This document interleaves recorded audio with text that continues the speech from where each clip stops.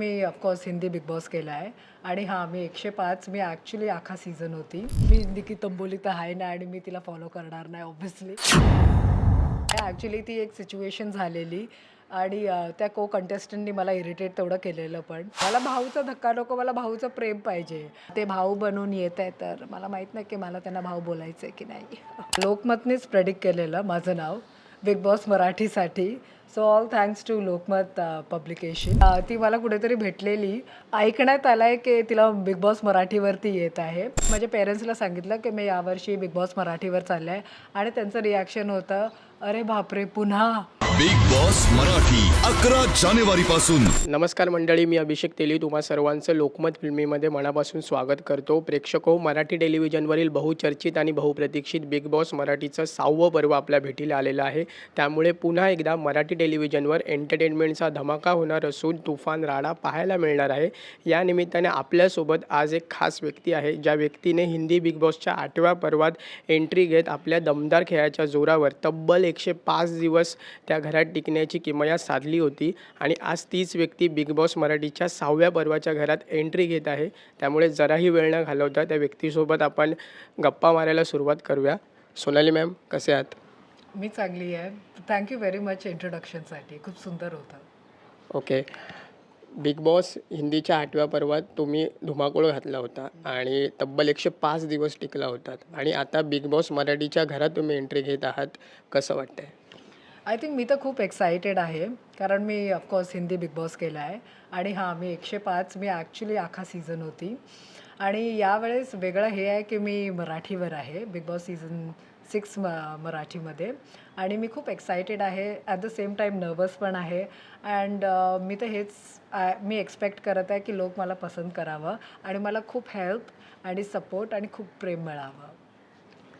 Big boss मराठीच्या घरात तुम्ही जात आहात, तर बिग बॉस मराठीची टीम तुमच्यापर्यंत कशी पोचली? कारण आता 5 सीझन झाले आहेत आणि 6व्या सीझनच्या वेळेस तुमच्यापर्यंत बिग बॉस मराठीची टीम आली. मग ते कसं फायनल झालं? आणि मग जेव्हा तुम्ही घरी सांगितलं तुमच्या की मी आता बिग बॉस मराठीमध्ये जाते आहे, कारण एक मराठीमध्ये जाण्यासाठी घरच्यांनासुद्धा एक वेगळा आनंद असेल, तर ते सगळं कसं होतं? आय थिंक लोकमतनेच प्रेडिक्ट केलेलं माझं नाव बिग बॉस मराठीसाठी. So all thanks to Lokmat publication. तुम्हीच माझं नाव प्रेडिक्ट केलेलं ना. हो. म्हणजे बऱ्याच जणांची नावं आम्ही प्रेडिक्ट केलेली, त्याच्यात आम्ही तुमचाही अंदाज लावला होता. हां तर हे होतं प्रिडिक्शन आणि टीम सेमच आहे. एंडोमॉल आणि कलर्सच आहे. तर जेव्हा मला हा शो आला तेव्हा मी मी पण सरप्राईज होती की मला मराठीसाठी विचारलं आहे अँड आय थिंक एंडोमॉल आणि कलर्स तर मला ओळखतेच आणि जेव्हा त्या लोकांनी मला विचारलं मी हो सांगितलं आणि मग मी माझ्या पेरेंट्सला सांगितलं की मी यावर्षी बिग बॉस मराठीवर चाललं आहे आणि त्यांचं रिॲक्शन होतं, अरे बापरे पुन्हा. त्यांचं हे रिॲक्शन होतं. सो असा हा शो झाला आणि मी स्वतः महाराष्ट्रीयन आहे आणि माझ्या मराठी फॅन्स मराठी लोकांना मी मराठीमध्ये आता येत आहे तर त्याला एक नवीन रूप आणि मला नवीन रूपात बघायला भेटेल आणि आय एम शुअर त्यांना माझा गेम पण पसंत येईल. आतापर्यंत बिग बॉस मराठीचे 5 सीझन झालेले आहेत आणि 5 सीझनमध्ये शेकडो स्पर्धक येऊन गेलेले आहेत. तर तुम्ही बिग बॉस मराठीमध्ये जात आहात. आधीच्या सीझनमध्ये सुद्धा तुमचे काही फ्रेंड्स असतील, तर तुमची कोणासोबत चर्चा झाली आहे का की मराठीचं घर नेमकं कसं असतं? I think me last season बघितलेला बिग बॉस मराठी 5चा. तर त्यात राखी सावंत होती. राखी हर वर्षी जाते. तर आणि कंटेस्टंट्स पण खूप चांगले होते. सगळे नामी कलाकार होते. तर मला त्यांचा गेम फार आवडलेला. तर आणि ते ॲक्च्युली सीझन बघूनच मी डिसाईड केलं की मी बिग बॉस सीझन 6 करणार. सो आय थिंक सीझन तर सेमच असतो. हर गोष्टी सेमच असतात. तर पण मी एक्सायटेड आहे. तुम्ही राखी सावंत यांचा मुद्दा काढलात. राखी सावंत बऱ्याचदा बिग बॉस मराठीमध्ये गेलेल्या आहेत आणि राखी सावंत बिग बॉस मराठीमध्ये गेल्यानंतर एक प्रकारे एक एंटरटेनमेंटचा पॉवर पॅक धमाका आणि एक धुमाकूळ पाहायला मिळतो. तर तुम्हाला पर्सनली वाटतं का की राखी सावंत यांनी पुन्हा बिग बॉस मराठीमध्ये यावं आणि एक तुमच्या दोघांची काय जुगलबंदी आम्हाला पाहायला मिळेल? तुम्ही एक्सायटेड आहात का? हो, मला वाटते ती यावर्षी पण येणार आहे. कारण ती मला कुठेतरी भेटलेली आणि मला आय थिंक ऐकण्यात आलं आहे की तिला बिग बॉस मराठीवरती येत आहे आणि जर राखी येईन तर राखी आय लव्ह यू आणि मी सुपर एक्सायटेड आहे तू येशील तर. मला प्लीज माझ्याबरोबर भांडू नको आणि ऑफकोर्स एंटरटेनर तर तू आहेच तर या आय थिंक राखी येईन तर मजा येईल कारण ती आहे सुपर एंटरटेनिंग आहे, सुपर फनी आहे आणि माझी आणि तिची लाईक ऑफकोर्स आम्ही सर्वांनी बिग बॉस केलं आहे.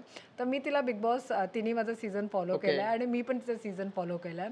तर ऑफकोर्स जेव्हा तुम्ही बिग बॉस करतात आपण सगळे एकमेकांना ओळखतो आणि हां राखी नेहमी फ्रेंड राहिला आहे. बिग बॉसच्या घराचा मेन असतो तो होस्ट असतो आणि यंदा पुन्हा एकदा 5व्या सीझनप्रमाणे 6व्या सीझनमध्ये सुद्धा महाराष्ट्राचा लाडका भाऊ म्हणजेच रितेश देशमुख सूत्रसंचालन करणार आहे आणि तुम्ही त्यांच्यासोबत ग्रेट ग्रँड मस्तीमध्ये काम केलेलं आहे. तर आम्हाला त्यावेळेचा एक किस्सा काही सांगाल का की काय त्यावेळी तुमचा बॉन्डिंग होता आणि आता तुम्ही बिग बॉस मराठीमध्ये जाता रितेश सर होस्ट आहेत, तर कशी तुमची आता यामध्ये बॉन्डिंग पाहायला मिळेल? रितेशला मी रितेशबरोबर प्रोजेक्ट केला आहे ग्रेट ग्रँड मस्ती आणि तेव्हा आमची केमिस्ट्री खूप चांगली होती. रितेश खूप फ्रेंडली आहे, खूप चांगला आहे आणि रितेश खूप हेल्पफुल पण आहे. तर सेटवर तर of course it was very fun कारण मस्तीच्या सेटवर एवढी जणं होती 3 हिरोज होते आणि आय थिंक माझी जी केमिस्ट्री होती ती रितेशबरोबरच होती. तर आय थिंक मी आता रितेशला खूप सिरियस रूपामध्ये बघणार आहे बिग बॉस मराठीमध्ये कारण मी रितेशला खूप फन मूडमध्ये बघितलं आहे आणि ऑफकोर्स मी ते भाऊ बनून येत आहे तर मला माहीत नाही की मला त्यांना भाऊ बोलायचं आहे की नाही. का भाऊ का नाही म्हणायचं? मी रितेशला विचारेन की मला तुला भाऊ बोलायचं आहे की नाही. ओके. जसं विकेंडचा वॉर असतं तसं आपल्या बिग बॉस मराठीमध्ये भाऊचा धक्का असतो. हो. म्हणजे तुम्ही आठवड्याभरात काय करता ते सगळ्यात तोंडी परीक्षा त्या भाऊच्या धक्क्यावर असते. हो. तर तुम्ही कितपत प्रिपेअर आहात भाऊच्या धक्क्यासाठी? मला भाऊचा धक्का नको, मला भाऊचा भाऊचं प्रेम हवं, भाऊचा धक्का नको. मला भाऊचा धक्का नको, मला भाऊचं प्रेम पाहिजे आणि आय थिंक तेच थोडं सॅड वाटतंय ना जेव्हा कोण धक्का देतो. हां, जेव्हा ते एक धक्का बसतो तर आणि जेव्हा तुम्ही कोणाला ओळखत आहे आणि तेव्हा त्याच्याकडनं येते तर it's like oh my God आता हे कसं हँडल करायचं. तर ते एक आहे. बट मी एक्सपेक्ट करते की Riteish will be soft and sweet. जसं आम्ही तुमचं नाव प्रेडिक्ट केलं तसं त्याच्यानंतर काही सोशल मीडिया पेजेसनी सुद्धा तुमचं नाव प्रेडिक्ट केलं आणि तेव्हा एक अशा प्रकारे चर्चा रंगली की बिग बॉसचं जे मागचं सीझन होतं 5वं सीझन ते बऱ्यापैकी म्हणजे खूप व्हायरल झालं होतं.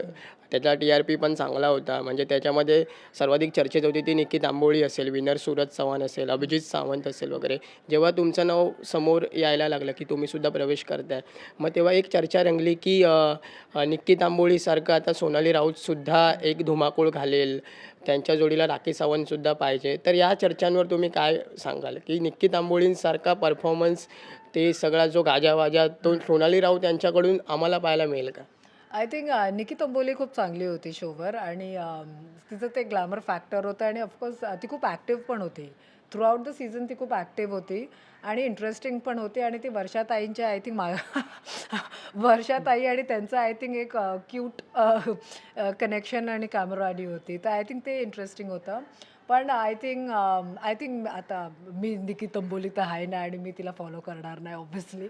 पण आय थिंक माझा फ्लेवर तर आय थिंक शोवर जेव्हा मी जाईन, जेव्हा मी कंटेस्टंट्सला भेटेन आणि जेव्हा आमच्यावर जे आम्हाला टास्क येईन ते त्याच्यावर डिपेंड करेन. तर फ्लेवर तर मी हेच बोलू शकते ग्लॅमर तुमची स्वतःची एक वेगळी स्टाईल पाहायला मिळेल. ऑफकोर्स. हां, कारण तुम्ही कुठल्याही कंटेस्टंटला कॉपी नाही करू शकत आणि सगळे आपल्या आपल्या ह्याच्यात एकदम धुरंधर आहे.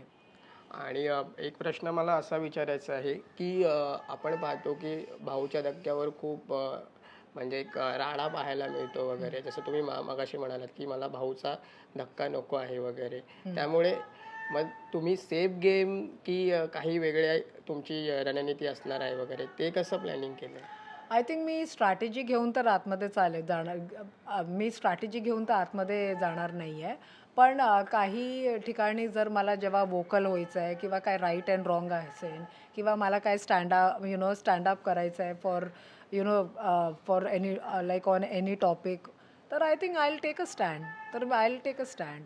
But I will be very vocal. मी यावेळेस I will be very vocal. Right and wrong माझं असणार. ओके.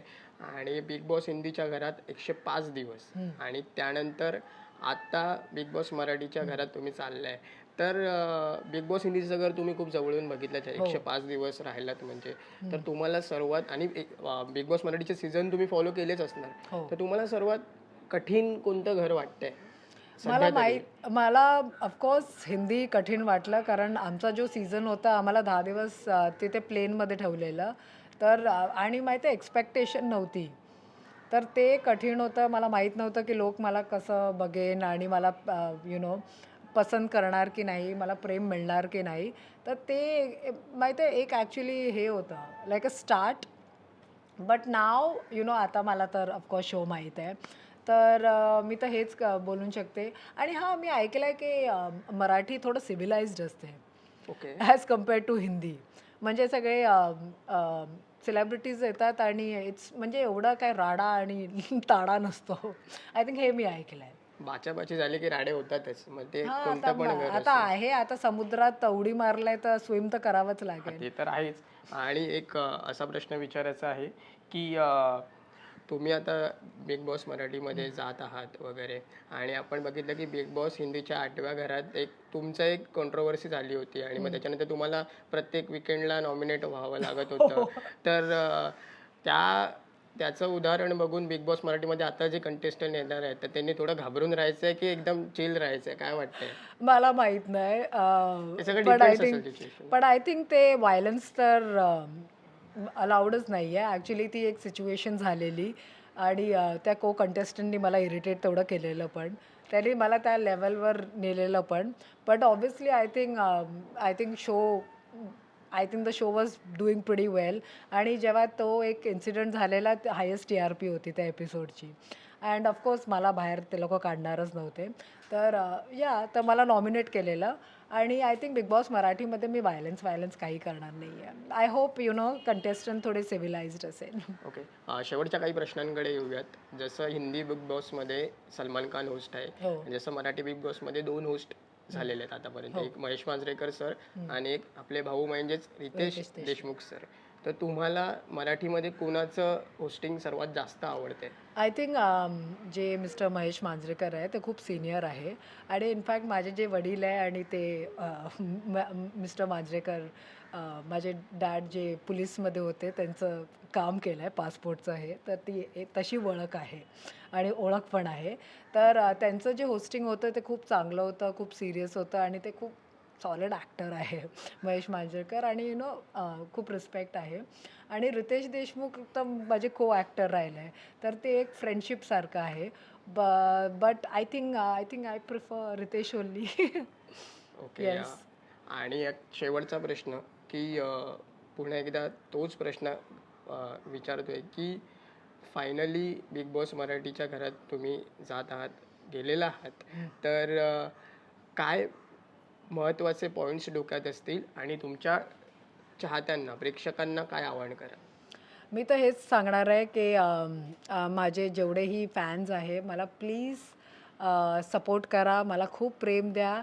आणि मी बिग बॉस मराठीवर येत आहे. मला होपफुली माझा गेम तुम्हाला आवडेल.